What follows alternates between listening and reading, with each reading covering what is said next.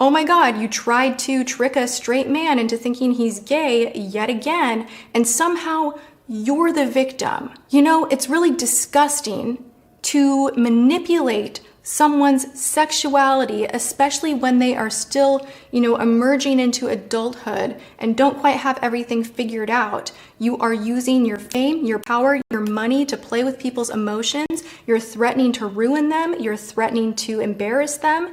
And you're doing that to have them behave sexually in your favor, even if they're straight. And you know what? That's not okay. That behavior's not okay. Time and place. And you did it at my birthday dinner. And I made excuses for you then. You were talking in detail about things you wanted to do to the waiter. And when I said, James, he's straight, your response was, doesn't matter, I'm a celebrity. So freaking gross. And you said that in front of my family, in front of my childhood friends. I had to call every one of them up the next morning and apologize on your behalf because it was so uncomfortable. Who's the guy of your dreams, roughly? Like Cameron Dallas, Shawn Mendes, just a straight guy that I could convert. Oh, yeah, okay. Ethan or Grayson, but they're my best friends, so now it's kind of weird at this point. Is there a possibility of that? Because they were telling you about this guy, which turned out to be true now. Is this possible with James? But this is exactly the same thing that happened before, right? It's actually not. What? So if you want, we can pause and I can go in another room and play Banks what I have on my phone, and he can determine if he would have sent the same tweet. At the end of the day, I'm not going to out a victim of James Charles. The person that was on the voice memo is actually Grayson Dolan. I have it confirmed from multiple sources. If anyone tries to later say that I'm lying, I will share the receipts. That happened. Grayson is going on camera shortly to finally tell the world how you tried to molest him and touch him in his sleep and made him uncomfortable for months, you sick motherfucker. I talked about a FaceTime call I had with Jeffrey where he definitely revealed a very damning receipt on James Charles allegedly, let's just say, violating someone. Okay, that is the receipts. And Jeffrey had teased this receipt that he had, and people were very upset about it, and I was upset about it too. I don't think you should just dangle that in front of people like it's tea or drama or something.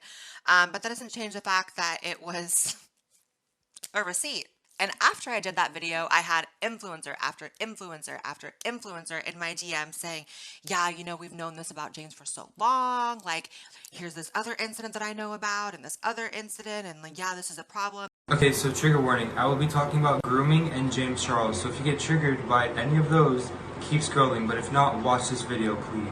So last Wednesday on the 17th, James Charles snapped me on Snapchat. He added me back because I had snapped him a while ago, just like a fan to influencer conversation. I was excited because he's my biggest influencer-wise, and I've always looked up to him, so I was excited to get his message back. I don't have a lot of time, so I'm gonna post proof of it right now.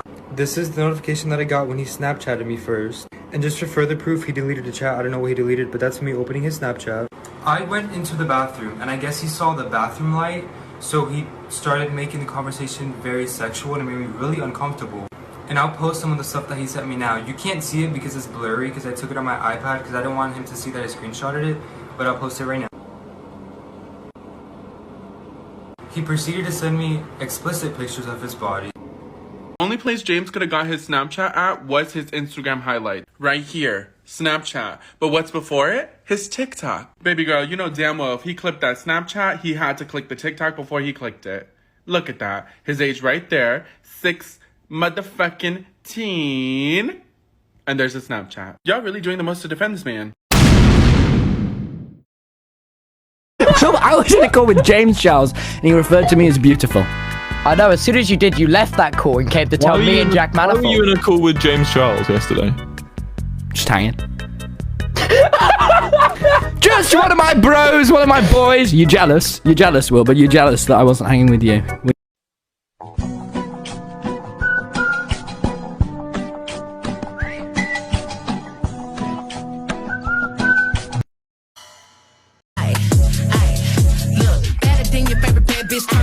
World into a savage, middle finger in all of my pictures just to remind y'all I ain't having it.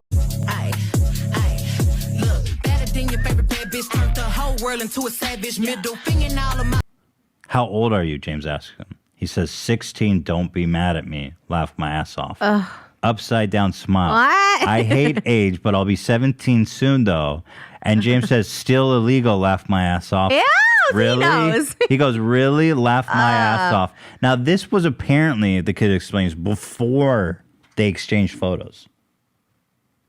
Oh. Although to me, it doesn't really matter before or after. Yeah, of course. But I mean, this is clear. So wait. Because he always is claiming, I didn't know their age. But in this one, the kid says, I'm 16. And you can see James going, lol. Bonker. Twat. Fucking hell, what's all that about? Jesus Christ. Well, at least we broke the ice now anyway. We know where we stand.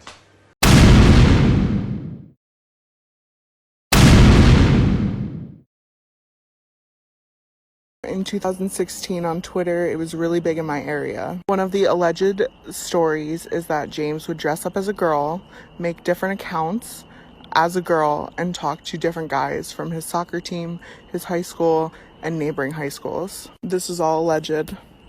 Now, I don't remember the exact reason, and I haven't been able to find my screenshots from Twitter on my old laptop.